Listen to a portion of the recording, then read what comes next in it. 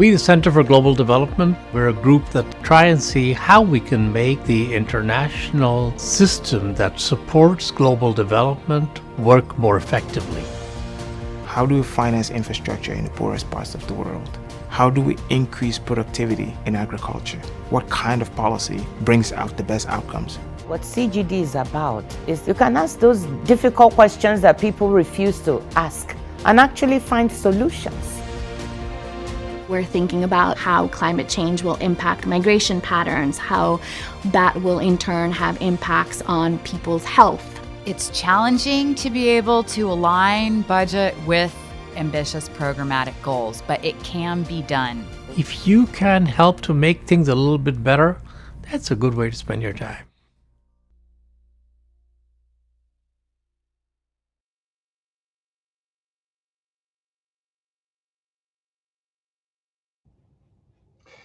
Good afternoon, good evening, and perhaps good morning to some of our listeners. We're very pleased that you've joined us here at CGD for this book launch of the book Default, the landmark court battle over Argentina's $100 billion debt restructuring.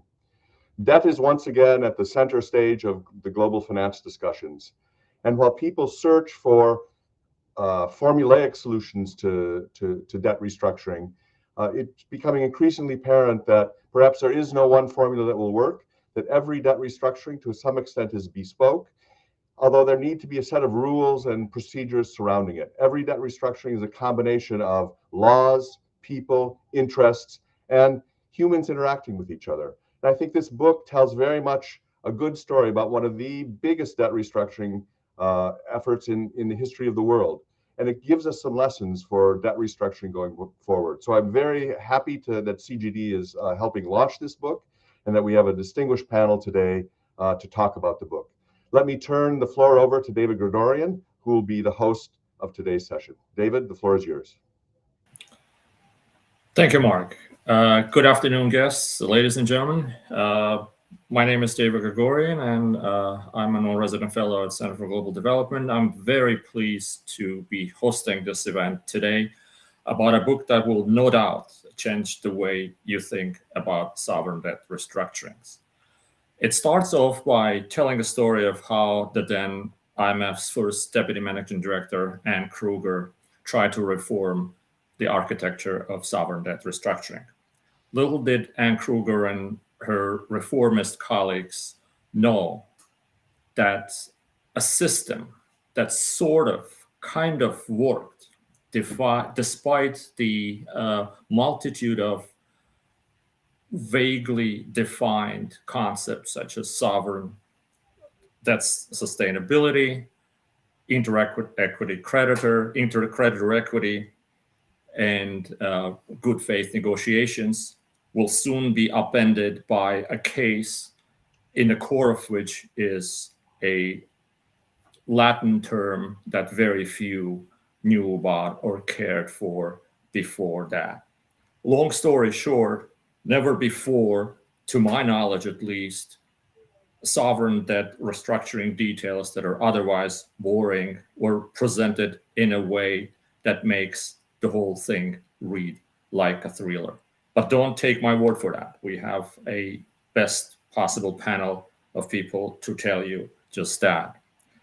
Before I introduce you to the panelists, I'd like to talk about, introduce the author of the book, a book that undoubtedly will become the encyclopedia of Argentines debt restructuring, Gregory Makoff. Greg received his PhD in physics from this little-known school in the Midwest called the University of Chicago. He then spent a good balance of 20 years advising foreign governments on sovereign debt restructuring and liability management before taking time to write the book, and in between a gig at the US Treasury. Full disclosure, Greg and I are not only presently senior fellows at Harvard's Kennedy School, but him and I worked on 2 sovereign debt restructuring cases, in Jamaica 2010 and again Jamaica 2013, which was a lot of fun. without further ado, let me introduce today's panelists. In the interest of time, I will refrain from reading their extensive bios, which are available online, but just briefly, I'll start from Professor Lina Mosley, who is a international relations professor at Princeton, who specializes in politics of global economy and the interplay between domestic and international relations. Last year, she hosted the sovereign debt industry's most prominent events, the DebtCon at Princeton, and she's, I believe, on this year's conference's selection board.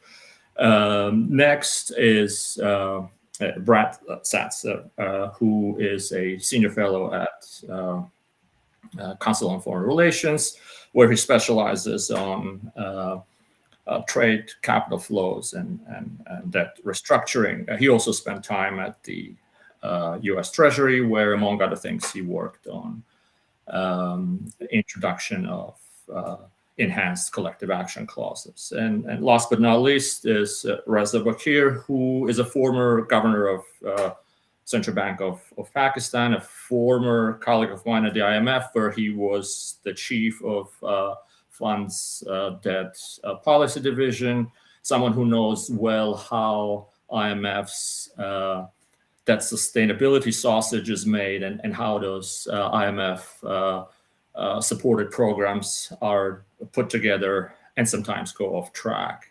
So I'm going to start with a basic question to all three panelists before we get Greg involved. And it's a very basic question. What, in your view, makes the book stand apart, and what specific aspects of it you found most helpful? Can we start with Professor Mosley, please? Great, thanks. Thank you for including me in this panel today. So this book is it's fascinating, and an incredible amount of very meticulous research went into this. I happen to teach a graduate seminar in qualitative research methods, including archival work and interviewing, and so I really appreciate the amount of work that went into bringing the story onto the page. And there's so much interesting detail here about how the case plays out over a decade and a half. This is a case that I've taught in my Master's in Policy Administration class at Princeton before, and now I feel like I should go back and let them know that it's actually way more even interesting than they thought. And there's even color photos in the middle.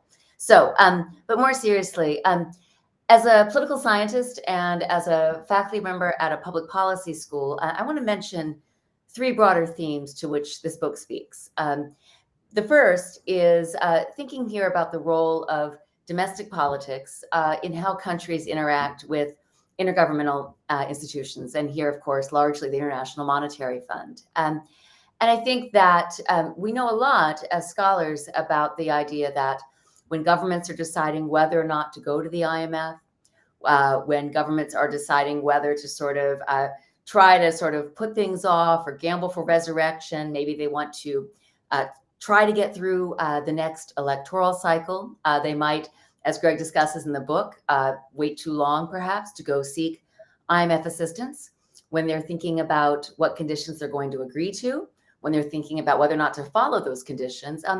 All of these things are reflecting government's economic considerations and needs, but they're also reflecting their worries about their own political survival, whether it's elections or protests and riots and the like. And of course, what's interesting in the book is that this isn't only a domestic politics story for Argentina. Greg notes in a couple places in the book that investors, the ATFA, are lobbying U.S. government officials in various ways. And finally, on the domestic politics angle, it's also, I think, about judicial politics. And we could think about what the law allows Judge Grisey to do and how he might be influenced not only by legal arguments, but also by U.S. law, but also by other branches of the U.S. government. So, as a political scientist, I really appreciate sort of that this book gets us thinking about the politics within countries and how those influence the international level. The second thing that I think this really calls our attention to, and again, it's an issue that is very much on all of our minds now, is the question of intercreditor equity. This comes up in the book in the second part with respect to some bondholders versus other bondholders, where the litigation that is happening is not particularly coordinated in that sort of intermediate phase. We could think more broadly today about tensions among different kinds of creditors, whether it's the bilateral officials or the multilaterals or the bondholders. I think what's also interesting here is that reminds us that the International Monetary Fund is playing a somewhat unique position as the lender of last resort, but also as the provider of a kind of seal of approval and of a debt sustainability analysis, as well as a creditor in its own right. And so I think part of what comes out in the early part of the book is thinking about how the IMF's policy advice to Argentina, support of the currency board in the 1990s, doesn't necessarily make as much sense in the late 1990s and early 2000s, and how that kind of generates some tensions. And of course, it's consistent or it kind of is related to the evidence that we have that the IMF also is not entirely neutral in determining its policy advice, that we know that geopolitics, as well as the commercial and financial interests of major shareholder countries, matters, again, for conditional lending programs, but also for the tenor of Article 4 assessments and for some of the kind of DSA outcomes. And then the third and final thing I want to mention that this book calls to mind for me is this broad theme of the balance of power in the global economy between governments and private investors. And I would say that, you know, some recent work reminds us that this balance of power varies not only as a function of countries' financing needs or their debt levels, but also as a function of the global capital cycle. Now, of course, Argentina's crisis spans many, many phases of that global capital cycle.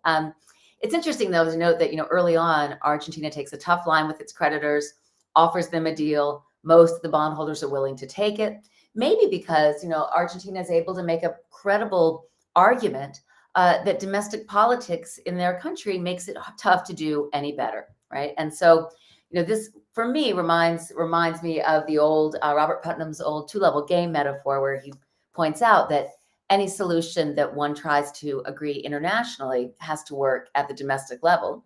And again, that governments are thinking about their own kind of position in office. In the case of Argentina, where governments are changing with some regularity, sometimes more regularity than other times, investors and bondholders, I think, have to worry about ideological shifts. They have to worry about who might hold government the next time. And I think they might sometimes prefer the certainty of today's government's deal to the uncertainty of next year's government's deal. Of course, as Greg's book points out, other investors decide they're going to take the litigation path, even though there's uncertainty there as well. I'll stop there and just say, finally, Greg, congratulations. It's a really phenomenal book. Thanks. Thank you, Lena. And I think this provides a great segue into Brad's comments. But on my side, one thing I meant to say in my introduction is that as a young economist who was charged with writing a memo for IMF's management on Judge Grisey's historic pari passu injunction, literally hours after his final decision, I wish I had the benefit of this book back then. So Brad, the floor is yours. Thank you very much, and congratulations to Greg. I know just how much work you put into the book, and it honestly shows. This is an exceptional work. So I wanted to highlight three things that I enjoyed about this particular book. The first is just the obvious, that it's actually a really compelling read. The structure of the book around this epic court battle works. It gives a narrative focus to what otherwise might be a set of dry policy debates. But embedded in the narrative is an enormous amount of detail. I participated in some of the discussions that Greg highlights. I certainly was following developments fairly closely, although not as consistently. I mean, I focused on Argentina at one point, took a few years off, was very focused on it at a later point. But I pretty much thought I knew the story. And I ended up realizing how little of the true story I really knew. The sections describing the role of the special master in closing the deal, for example, I had no real understanding of, even as a fairly close observer. So even if you think you know Argentina, you don't know the details of this particular case until you read Greg's book. The second point I wanted to highlight is that I think the story Greg tells consistently shows the importance of policy choices. This outcome, this particular result, was in no way preset and inevitable. There were multiple places where individual choices helped shape the final outcome.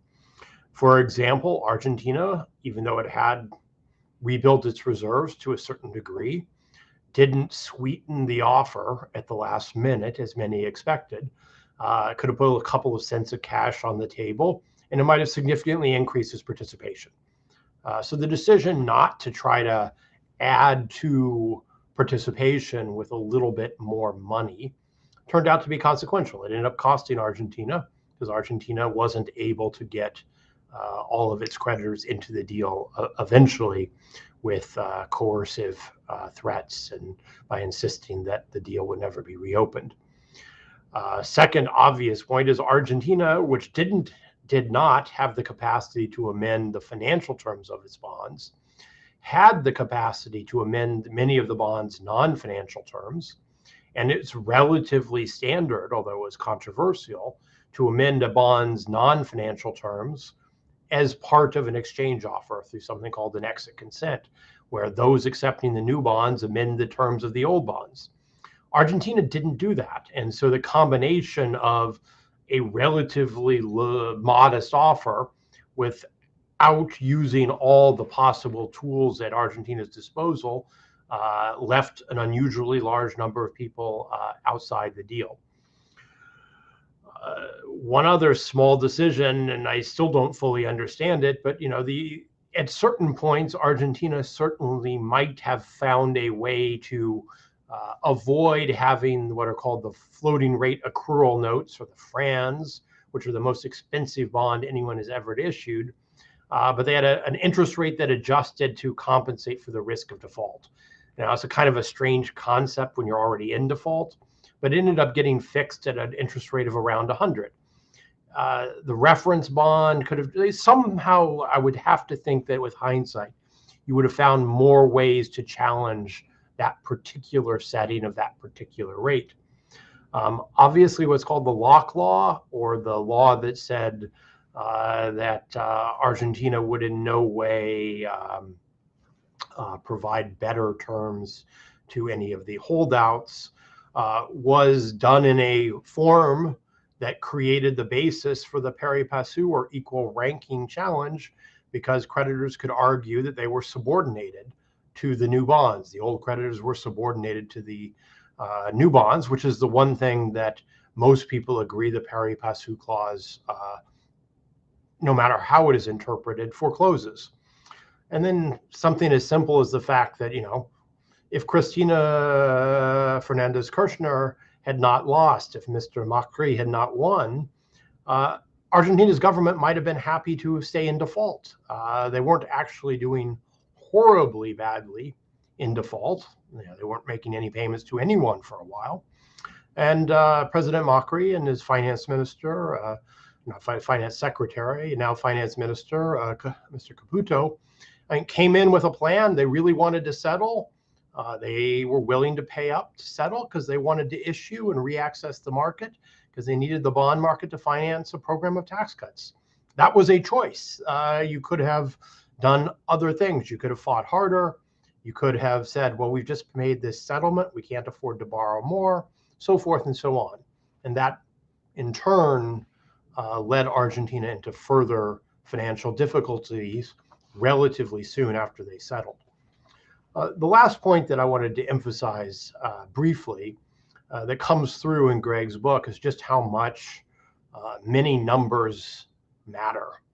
I think it mattered that after the initial restructuring, Argentina had about 30 billion in new bonds and about 20 billion in holdout bonds.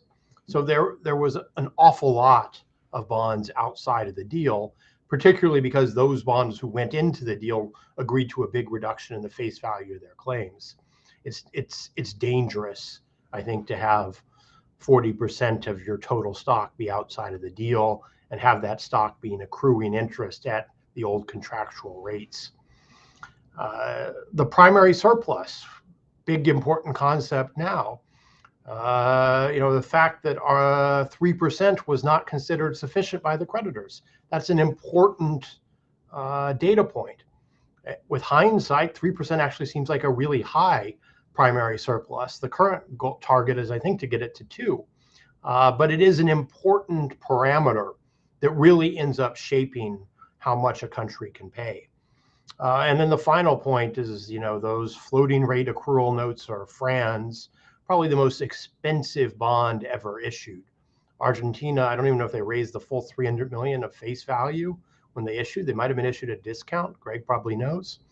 But because they were locked in at 100% coupon, again, because they were supposed to compensate you for the risk of default, which is, again, a strange concept when you're already in default. But that rate was locked in, so they basically doubled in value. The original face value was added to the amount that was owed. So in the end, the claim on that 300 million bond was over 3 billion.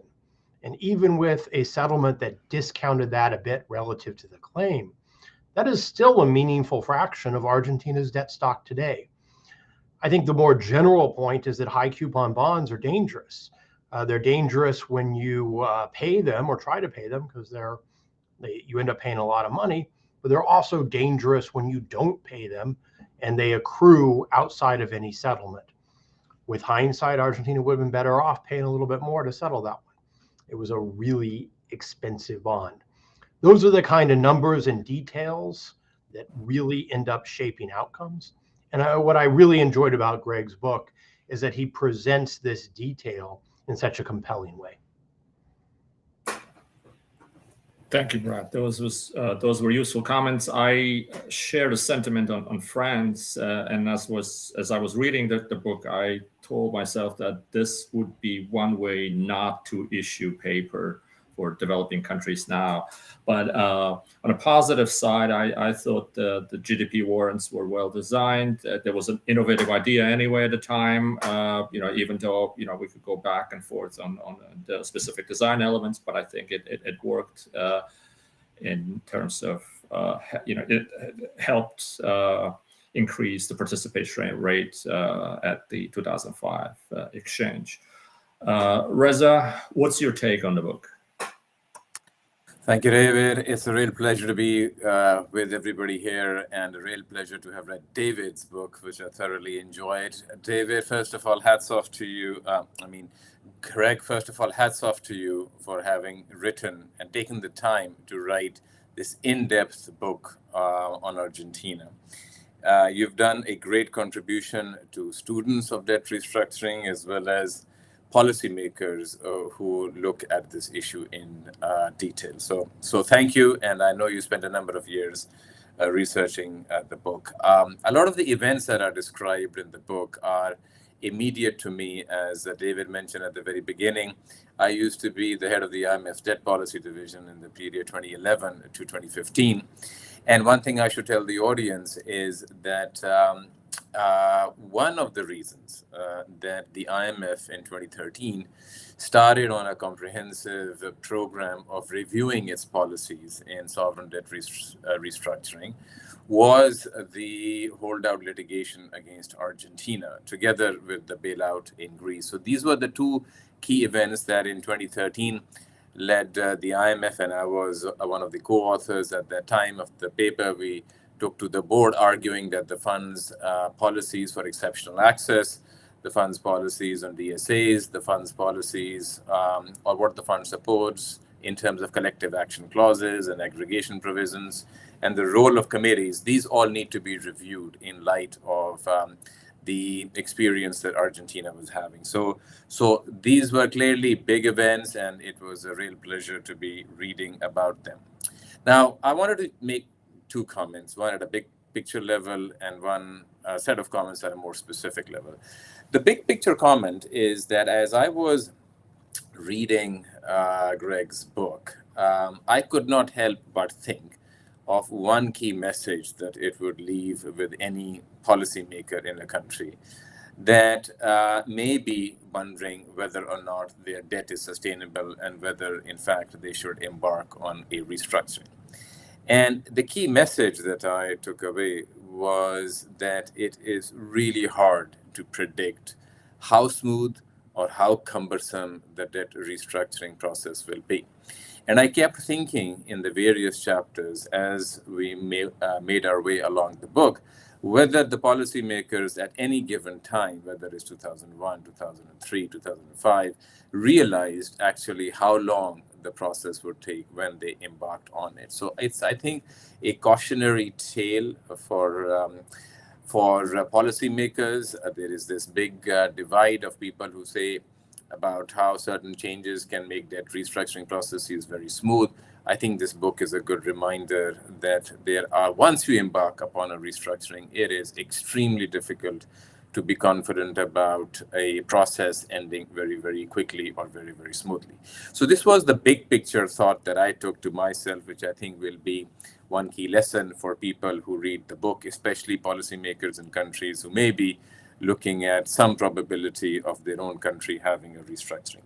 I want to next maybe mention a few related specific things, which as a former connoisseur of IMF policies towards lending in sovereign debt crisis cases and the IMF policies on debt restructuring, I couldn't help but notice. And I'm just quickly going to mention these to you because I think the book is so rich in terms of shedding light on some of the issues that the IMF has struggled with. So I'll quickly name a few.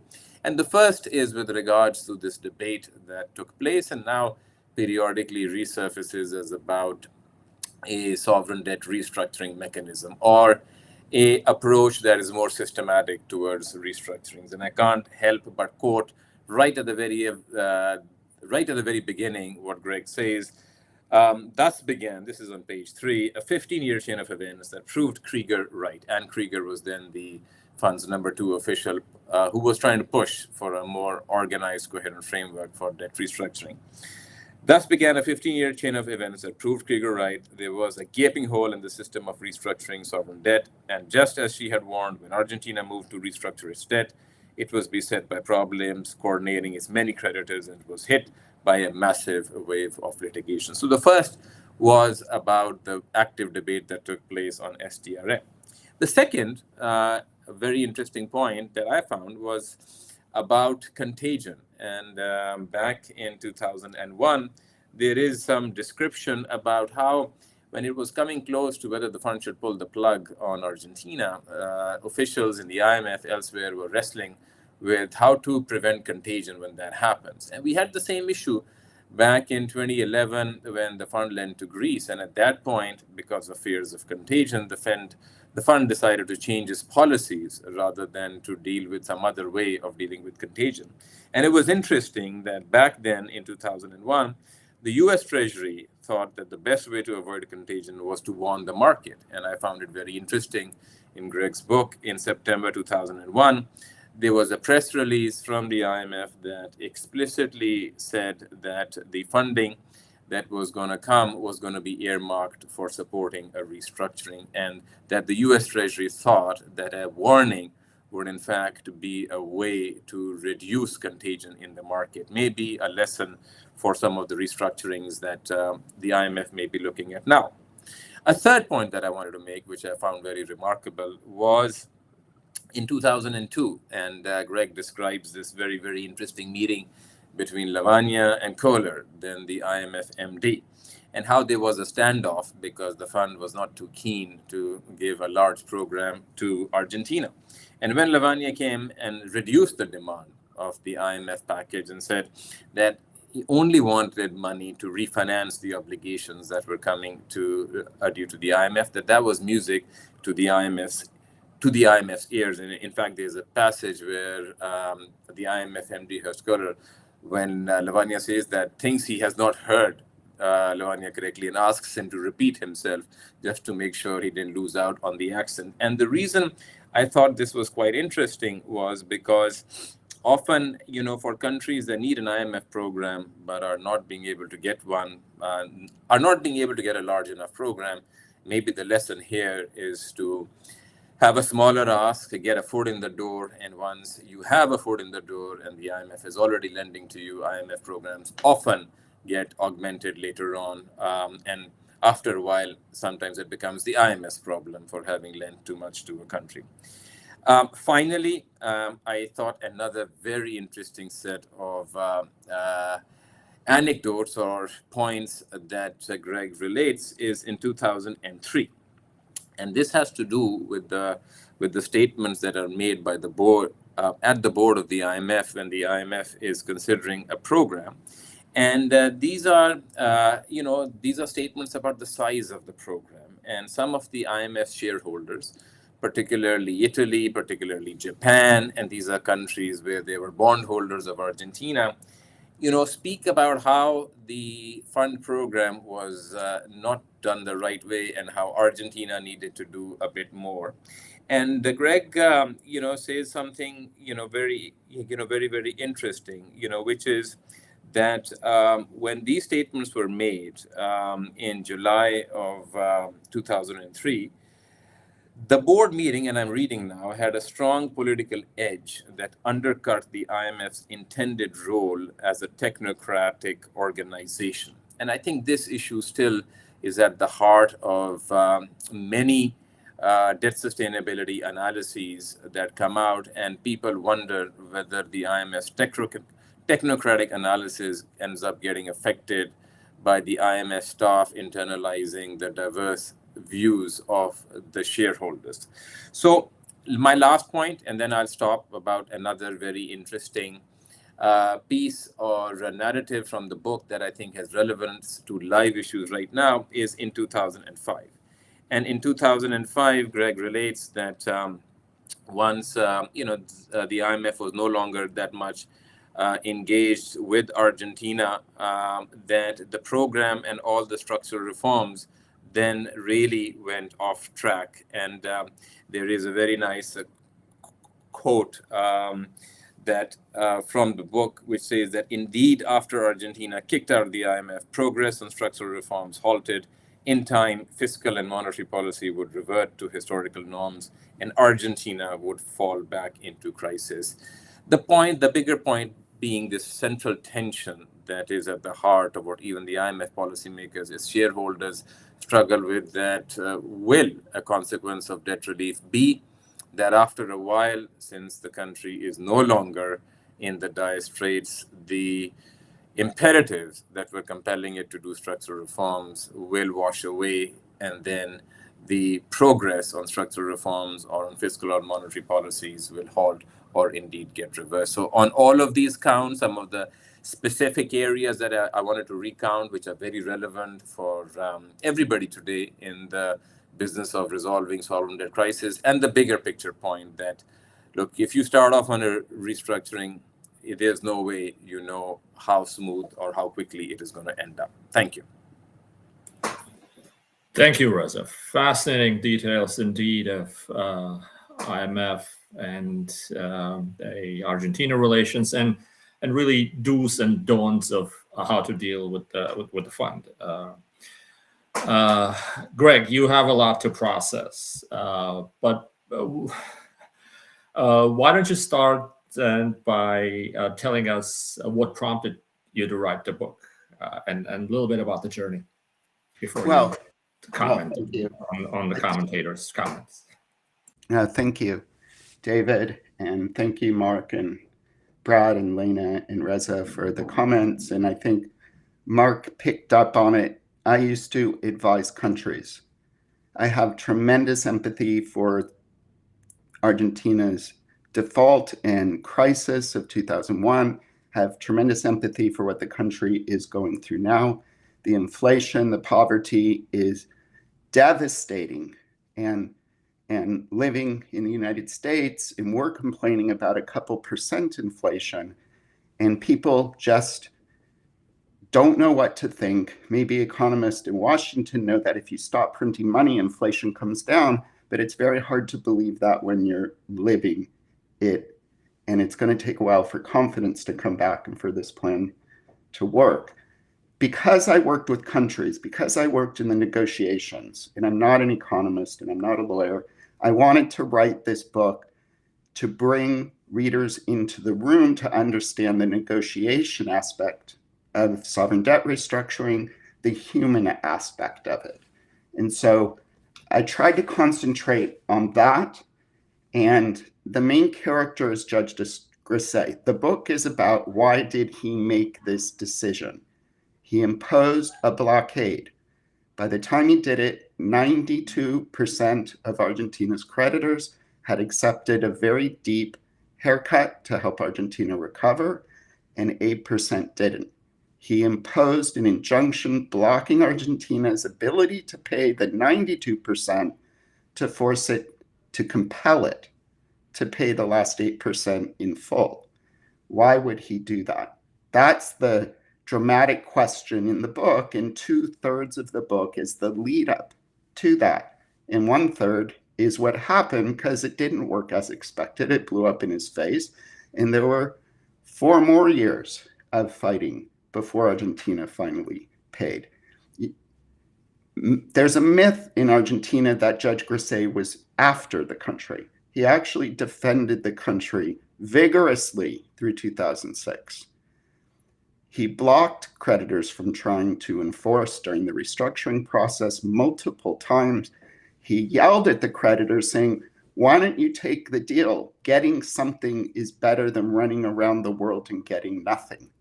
At the time, the creditors had the choice to take Argentina's 2005 offer. In Judge Grisey, they did not see a friend. Maybe some smart plaintiffs thought they can turn them around after 5 or 10 years, but the average plaintiff had nothing to work with, and most people took the deal. But over time, we don't have a bankruptcy for sovereigns in the United States. There's no way to solve it, and with this 20 billion holdouts, Argentina didn't form a consensus. There's unprecedented litigation, and this one judge is processing hundreds of cases, hundreds of judgments, dozens of attachment attacks, and they're all failing. And it's a waste of his time, and he gets really mad. And that's the buildup to 2 things. In 2010, Argentina reopens the offer, so it went from 76% successful to 92%. And then you go on, Judge Grisey is getting mad. So Judge Grisey's got steam coming out of his ears, and that's right after that reopening, where most of that underbrush is cleared out. The last 8% Elliott launches that attack. So it's really a study in the evolution of Judge Grisey from being very supportive to being very frustrated, and then very depressed because he had expected Argentina to pay and Argentina didn't. But the rest of it is very much a study in the universal characters who are at a table in a sovereign debt restructuring. What is the role of IMF? Good governance, sustainable plans, good modeling. What is the role of creditors? The fiduciary duty to get the best return. They'll organize and lobby. That's what they do. In this case, you had 500,000 Italian investors who've been sold bonds by their banks. You had a unique feature of the banking system organizing them together to try to protect these moms and pops. And they fought very hard. And that's unique to this story, and we spend some time on it. But then you also have the US Treasury is involved, you have the IMF board involved, and by showing all the people at the table in a debt restructuring, the idea is to teach the human aspect. So to add to the book's about the economics and the equations and about the law, we have now a case study focusing on the people aspects, how they act personally, but what institutions and what values they have and what speeches they give. And in the end, I'm much more a collective action clause person. I see sovereign debt as an informal system at best, and people have to sit around the table, the fund, the creditors, the country, and be reasonable. You can't legislate being reasonable, but you need the deals to be economically rational. The good work from the fund has to be done, and it has to be done legally according to the contracts and according to the rules of the IMF, the international law limitations on the process. So I'm hoping that this case study is entertaining. It's about people. It's a true drama. The commentators spoke to a lot of technical things that are happening, but I really treat them very lightly. Mention what it is, explain it in simple language, but feature the characters in the room arguing about it rather than getting over technical about it, focusing on the heart of the matter, not the really micro details. And so I'm hoping I've made sovereign debt accessible to a bigger audience. And those are my comments. Thank you, David. Thank you, Greg. This was truly fascinating. In a way, I think, and some commentators mentioned about it, it's the ability of the book to highlight the extent of deal making that was happening in the background that stood apart for me. And I couldn't put the book aside. As a slow reader as I am, I like to process things sentence by sentence. This took forever for me to read, but it was worth every minute of it. Now, before we open up the floor for questions, and I do expect we'll have some questions from Argentina, because we don't have anybody from there on the panel, so we're hoping to get some questions. I do want to go with another question, perhaps abusing my position as a moderator. As messy as the outcome was, I could count at least half a dozen places in the book where the outcome could have gone materially differently, and not always in a good way. So what lessons should the international community learn from Argentine restructuring that could make the sovereign debt restructuring processes more predictable and less costly for all parties involved? And to what extent these lessons can be operationalized given the sovereign debt landscape and the institutional arrangements? Lana, you want to go first? Sure, thank you.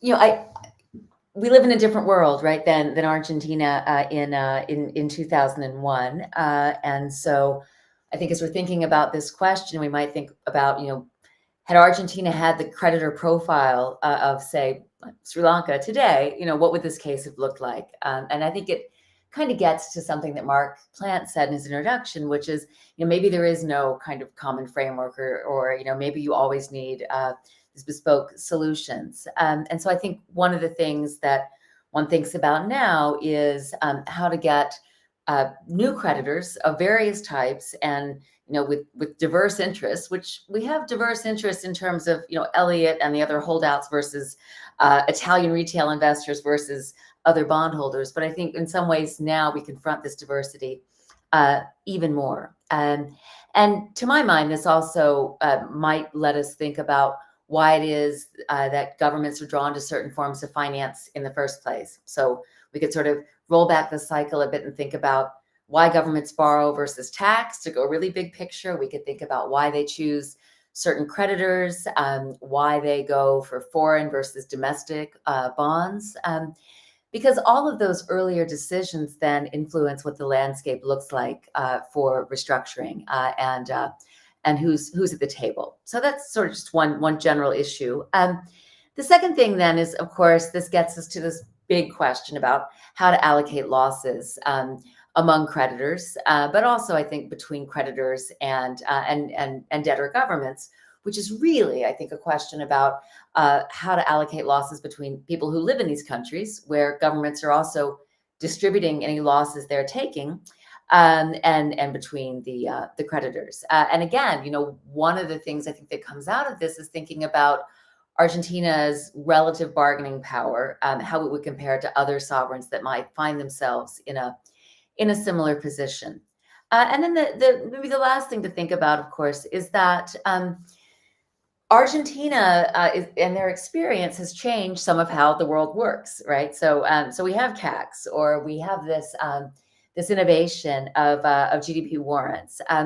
One of the things that this gets me thinking about is kind of, when do you get innovations, and sort of when do they stick? And so, the story that Greg tells about the GDP warrants is that people in Argentina come across an academic paper suggesting warrants, and it's sort of like, oh, we could give this a try. Maybe as an academic, I think, wow, someone reading an academic paper who's not an academic is remarkable. Just teasing a bit. But I do think it kind of gets at how innovation happens in this space. I've heard people in the private sector say in the last year or so that they worry that there's not much appetite for these kind of new or somewhat unusual instruments. And so there's a need to kind of sell those to investors sometimes.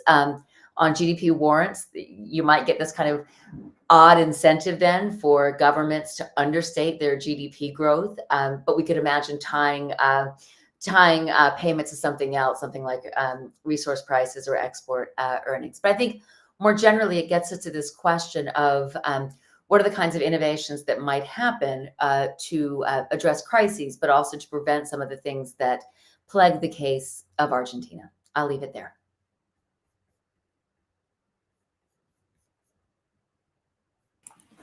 Thank you, Leonard. Brad, you have a take on this? Sure. Well, I guess rather than focus on the new lessons that can be drawn from Argentina, I wanted to highlight the lessons that were, in fact, drawn from Argentina.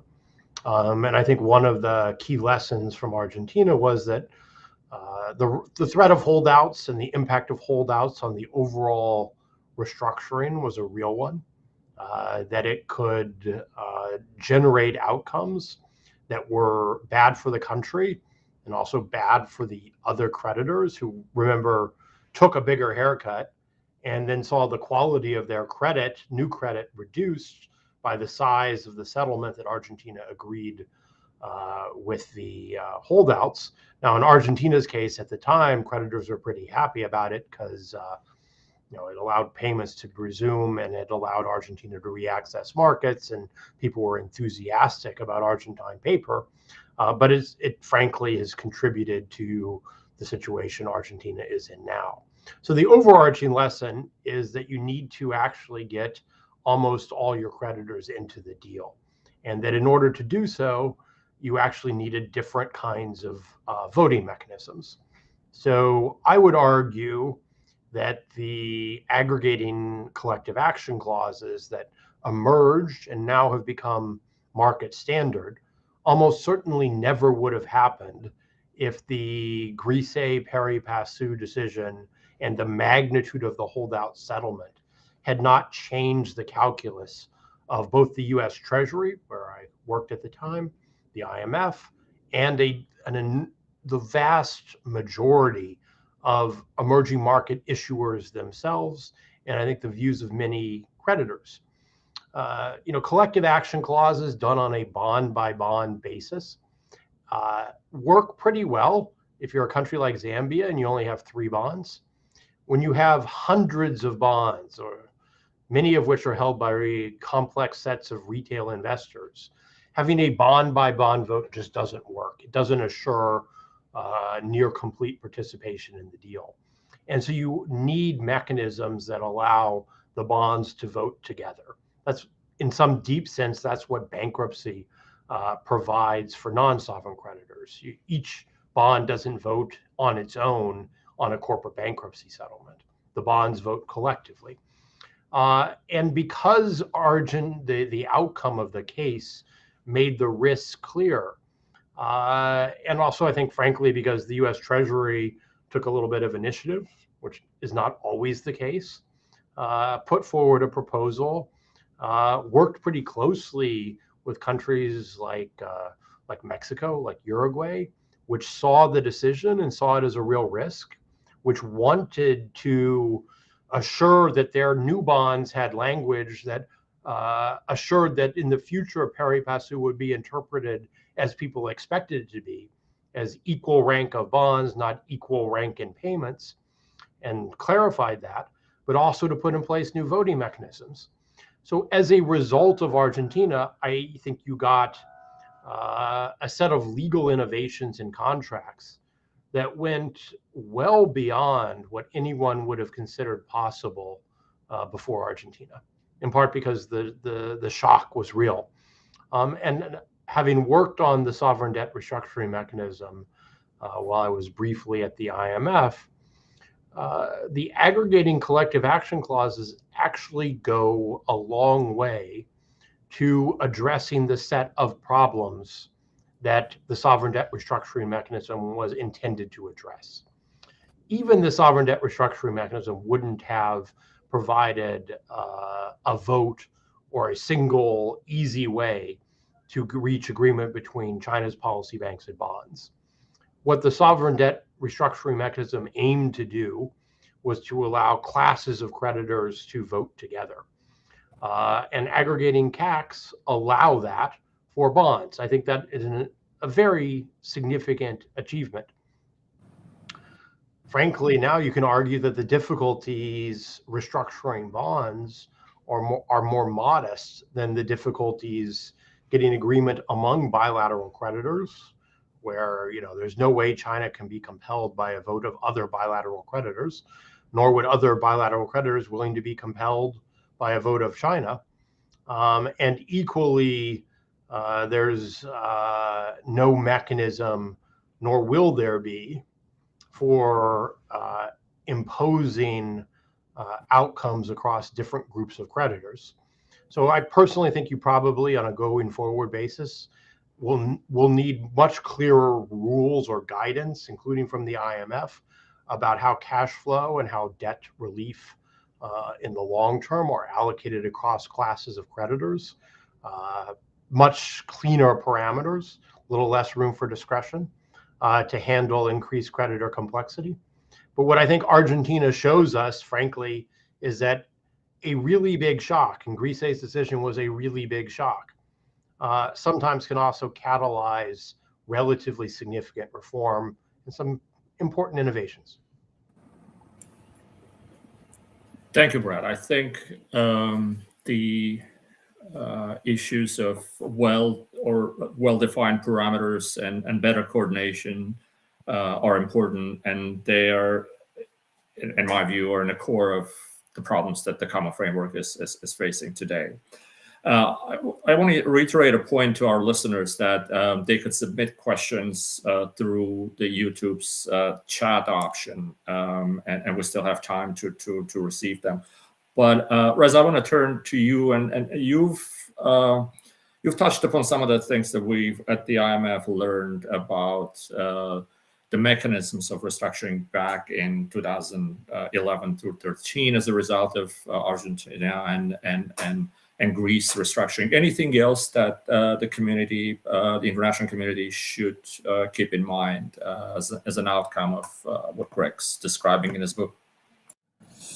Yeah, really, I think 2 points that speak to, I think, some of the lessons that we want to think about. I think first, reading about this long saga is the, I think, lesson that everybody should take. And again, it's for policymakers, particularly in yellow zone countries, is how important it is to not default, how important it is to honor the sanctity of contract, how important it is to have the institutions so that a country doesn't have to go through a debt restructuring. Because if you do, you just don't know what the process will take you, the point that I made earlier. So that really is, I think, first key message that should come across. And the second message is conditional on default. If you already, unfortunately, are in a situation where you have had to default. Then the question becomes, and a point that I take away, is how do you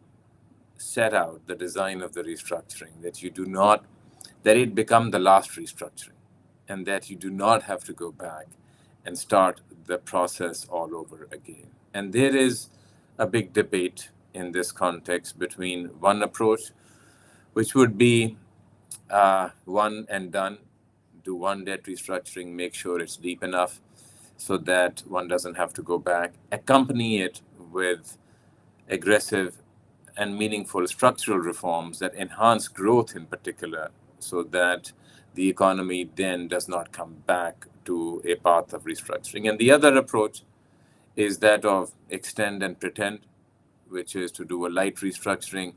Hopefully it will get an agreement amongst creditors quicker, and then you just hope for the best that you do not have to come back for another restructuring. So to me, if a restructuring has to happen, if a country has passed through that barrier, then it is really, I think, useful to think from the narrative in this book as to what is really the right approach for a country and for the system to take. Thank you, Reza. I think that's a very important point you just made.